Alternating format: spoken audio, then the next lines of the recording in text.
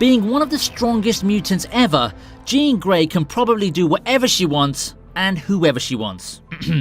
Having mentioned 10 of her badass scenes before, it would be a pity if I didn't mention 10 more, as Jean and her badass moments is a story that never ends. Also, you'll seem to like my video on the top 10 badass Scarlet Witch scenes, and these both overpowered superheroes do have a lot in common, so I thought of bringing volume 2 of the badass Jean Grey scenes from the X-Men franchise. Starting off our list, we have the one-sided fight between Jean and the US military.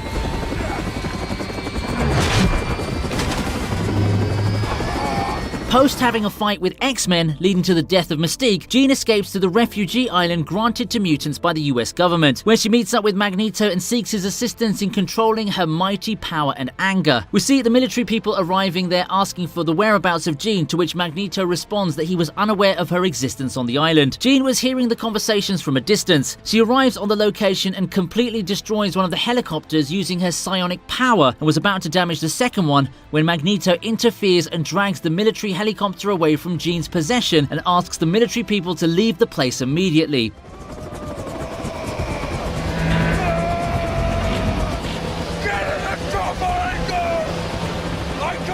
This made Jean believe that even Magneto wouldn't help her out of her condition at that moment in time.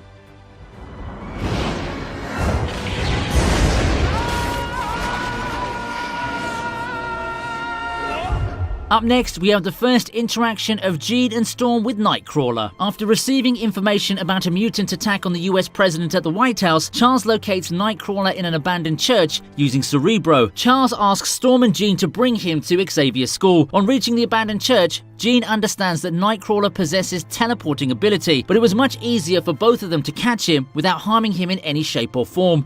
Please don't kill me. I didn't mean to harm anyone. Now why would people have gotten that impression? Nightcrawler also acknowledges that there's no danger from the two ladies. Jean was a bit hesitant using her telekinetic ability on Nightcrawler and rather asks Storm to take him to the professor, as he was unaware of why he infiltrated the White House, which was later revealed that William Stryker's son Jason drugged him into doing so. Jean's soft moments like these were the ones which made it hard to believe the dark side of the Phoenix. At number 8, we have Jean confronting her father. You never looked for me. Jean, Why didn't you look for me? maybe we should sit down. No, I don't want to sit down. Why didn't you come looking for me? Jean returns to her father's home after she came to know about his existence, which was previously denied by Charles, stating that he died in a car crash along with her mother. Jean turns up at the house telling him how Charles never mentioned about him being alive. She starts to look at the wall where family pictures were hung and noticed not a single one of her pictures was there. She asks her father why he never looked for her and then reads his mind using her telekinetic powers. She comes across a conversation of Charles and her dad where he was heard telling Charles why he was afraid since losing his wife in the car accident caused by Jean. It was difficult for Jean to admit that her own father disowned her because of the uncontrolled supernatural powers in which she had no say. This made Charles a liar in her view. It's them. Post which Charles alongside fellow X-Men arrives at the place and asks her to return and ends up losing Mystique in the fight against the invincible Phoenix. Wait. No, stop. Next up, we have Jean unable to control her powers. After the X-Men returned from the space mission, where Jean absorbed a massive solar flare, her psychic abilities were massively enhanced and were beyond the control of Jean herself, as she was delicately raised by Charles, keeping her away from her dark self. Upon reaching back on Earth, she was showing some unusual behavior, but was ignored mostly. But on a night at a forest camp party, she eventually loses control of her mind and explodes psionic power, causing damage to the students and Scott.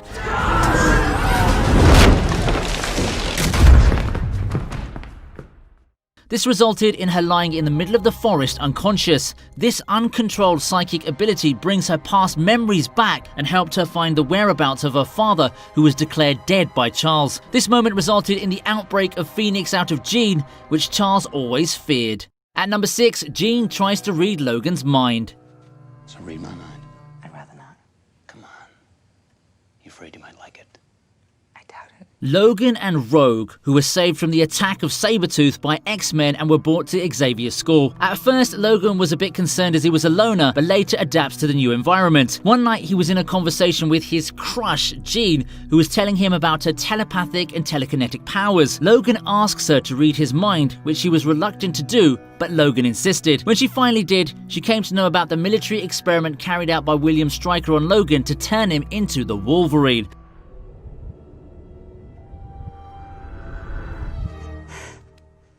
This terrified Jean, but the moment was interfered by Cyclops, who then jokingly asks Wolverine to stay away from his girl. Jean killing Cyclops comes in at number 5.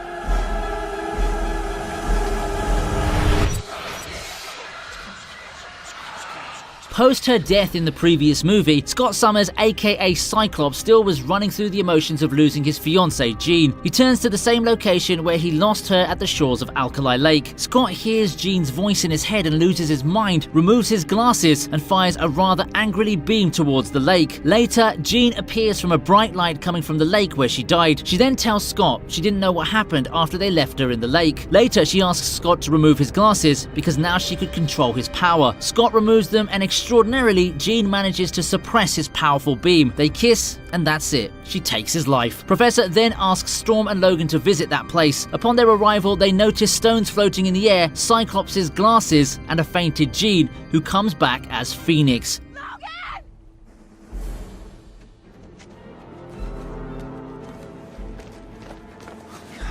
She's alive. Well, it was sad to see an unceremoniously death to X-Men's on-field leader. At number 4, we have a face-off between two heavyweights of the X-Men universe. It's Master versus Apprentice. You have no idea who I am. I've raised you since you were a little girl. I think I do. Yes, I'm talking about Charles versus Jean. Learning about Magneto's plan to take down Jean, Charles arrives at the location with his fellow X-Men. Magneto was left distraught by the power of Phoenix, who shatters his helmet into pieces. Charles, with the help of Nightcrawler, enters the location of Jean and asks to concentrate and regain possession of her powers. Jean lifts Charles off his wheelchair and drags him towards her. Just when she's about to kill Charles, she remembers the faith and trust Charles once showed in her in that moment when she was disowned by her father. We could be your new family.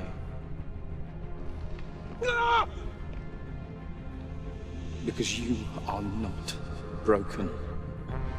Charles was more than a master to Jean, he was like a father figure to her too, the one who held her hand during the most difficult times. She leaves Charles on the ground and asks Vuk to take control of her power through fusion, which will result in the end of Jean. Scott and Charles, however, resist the fusion, but at that moment, military interferes and takes all the mutants under their custody.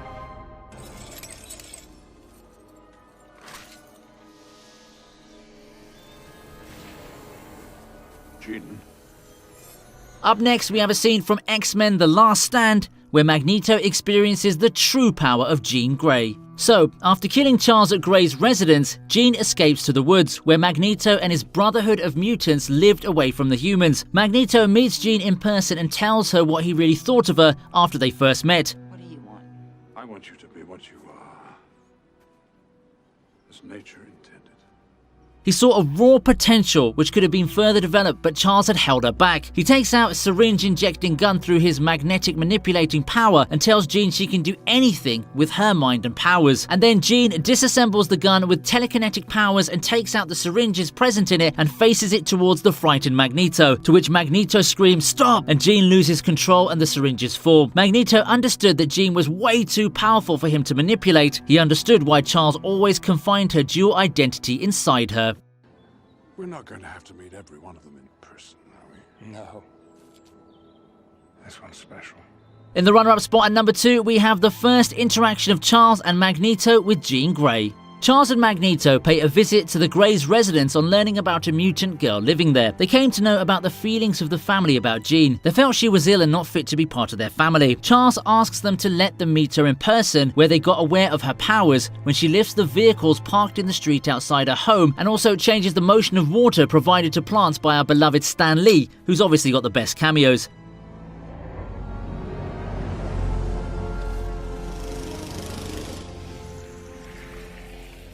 They understand the power she possessed and the threat which may be caused if she was left untrained, so they took her under their guidance in Xavier's school of gifted youngsters, and Charles blocks her alternate identity, which later came into existence with the name of Phoenix. Charles protected Jean at every moment of her life and will forever remain as the father who raised her better self. Where's Jean? Kurt, where is she? Where is she? I'm sorry. And finally, at number 1, we have Jean absorbing the solar flare energy. Upon receiving a distress signal from a spacecraft in outer space, the X-Men plan to rescue astronauts stuck in it. While rescuing the astronauts using teleportation ability of Nightcrawler, Jean was holding the aircraft which was falling apart. When Nightcrawler almost rescued the last astronaut, a solar flare explodes and Jean, who is still outside the spacecraft, manages to absorb the whole flare energy on her own.